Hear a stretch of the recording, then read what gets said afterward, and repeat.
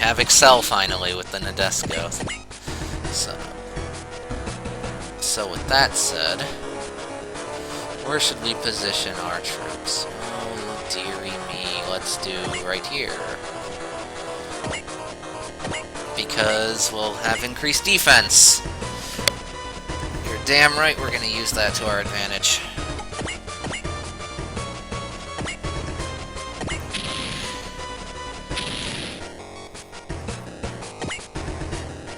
And the enemy should not get anything off it because unless you're a battleship, you have to be landed on the ground to get that bonus. So, should be all good for us.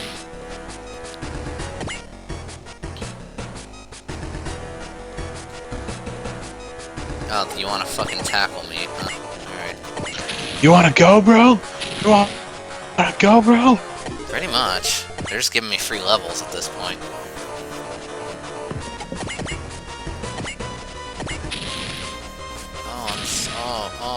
Oh, you're hurting me. Oh no.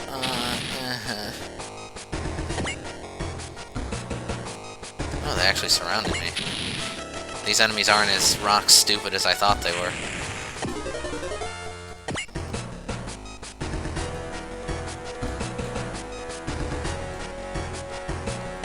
Okay, so now, guess what? Oh, we don't have enough. We do have enough for this, though. And you know what? I think it's time to rake in some cash. So...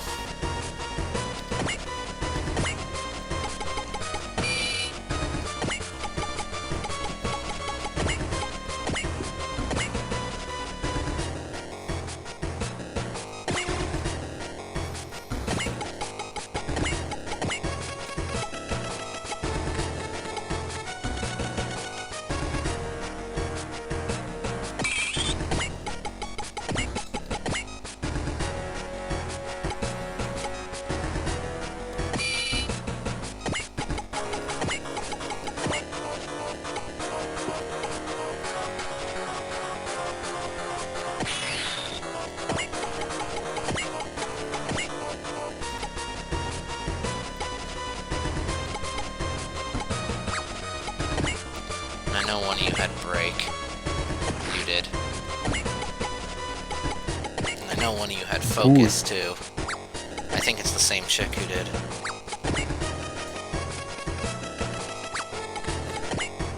Yeah, it is Megumi who had. You know what? No, we're gonna save that. I shouldn't need it. So, let's go for the classics, shall we? Do it. No, I'm gonna use focus. I have to. It's gonna suck not having break later, but fuck it. It's better to guarantee my hits now where all I can.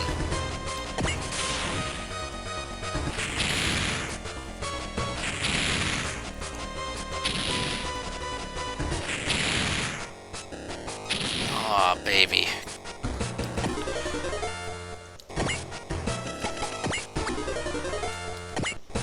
Oh, baby! Now we deploy everybody. Because everybody... I wonder if that's a reaction video on YouTube, because if it's not, it should be. Yeah, I agree. I'll do a search for it. Go for it.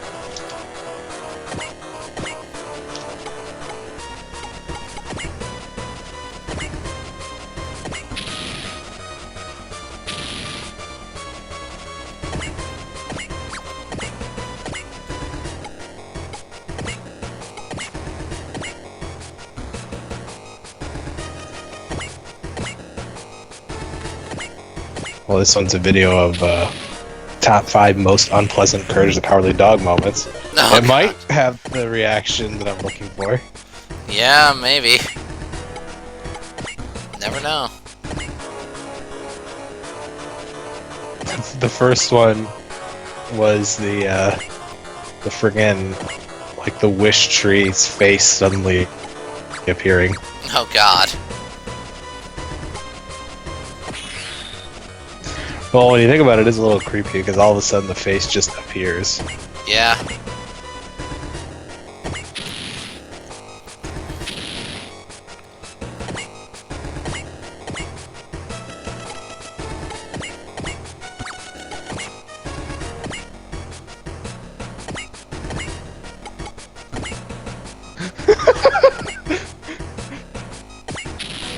The second one, if you remember, the friggin' Courage says, "I just know something bad's gonna happen" right before he opens the door. Mm-hmm. He just opens it and there's that chick playing the Oh violin yeah, in the room. yeah. Yeah, and it just it's just so innocent for so long, and you know something's coming because it builds up to it so much, and then when it happens, it's just like, oh my god. Yeah. The worst part is it's not even inherently like frightening or anything. It's just you're not expecting it. You are, but you're not. And it's just like, oh. And you're like, why? Oh wow, his number 3 moment, surprisingly, was the "You're Not Perfect." The thing I expected would be number 1.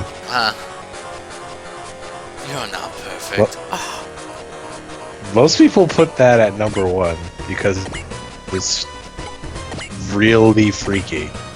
Yeah.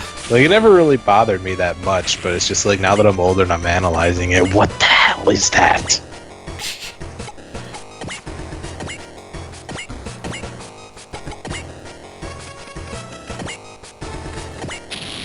Oh. The friggin' number 2 moment is, you know the episode where Eustace is so freaked out about trying to grab something? And then all of a sudden that one big head just shows up out of nowhere? Oh, yeah. Yeah.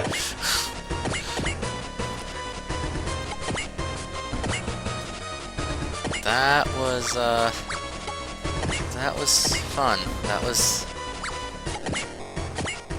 This show is so friggin' weird, I love it.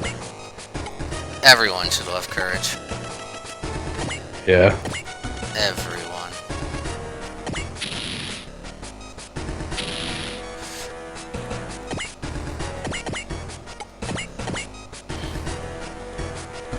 And now the number 1. Are you kidding me? What? The number 1. Return the slab. How is that? Oh my god. Really? Well, I know quite a few people that it actually did freak out, and I think when you're younger, it, like, just the sort of weird CGI of King Ramses is a little freaky, but just, oh my god.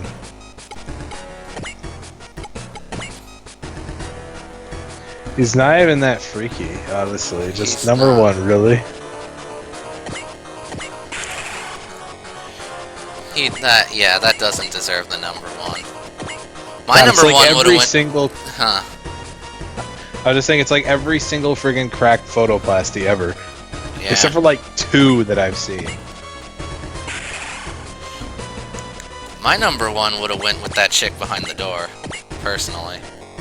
That would have been my number 1. I don't know if I would have made that my number 1. I don't know what my freakiest moment in Courage was, but I'm sure there's something somewhere. But I think, as much as people like to rant on how weird it was, there's always a few people that really notice this, but I think Courage has a lot more going for it in terms of how utterly depressing and yet heartwarming sometimes it could be. Yeah. Mostly depressing. There are some episodes of that if you don't come out of that just with your day ruined, I think something's wrong. The one about Courage's backstory. Yeah, the frickin' like the star squid thing, Yeah, that too. which you wouldn't think would be that depressing at first. Like when it first starts out, you're like, "Oh, star squids, this is weird." And then stuff goes out, you're just like, "Oh well." And the episode just goes on further and further and further. You're just like, I hate everyone right now.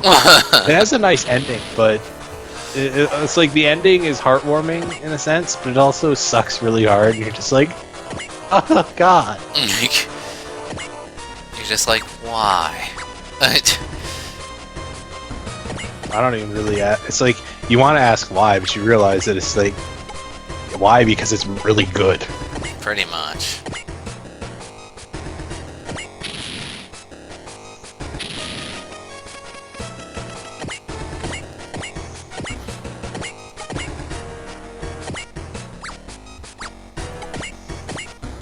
Oh wow, there's a few things that like there's one that has all like someone uploaded all of season 1, 2, 3, 4. Dang. It's nice. Shit is nice. Yep.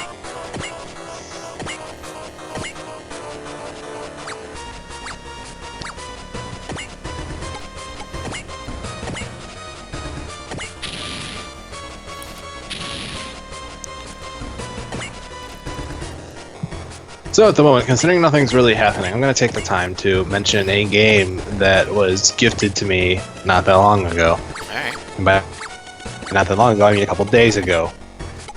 You're going to be a little confused when I tell you the title of it. Want to know what the title is? Sure. 100% Orange Juice. Yeah. So, 100% Orange Juice. Didn't know what it was. It was part of a bundle of some kind. I forget what type of bundle it was. But it was just one of a few games. They were like all anime inspired. And it's all stuff from Japan. And this was translated and brought over. Now, Orange Juice has made a few different games. Like, for instance, they made a Bullet Hell game. They made, and of course, 100% Orange Juice. And I think they made a few things that aren't,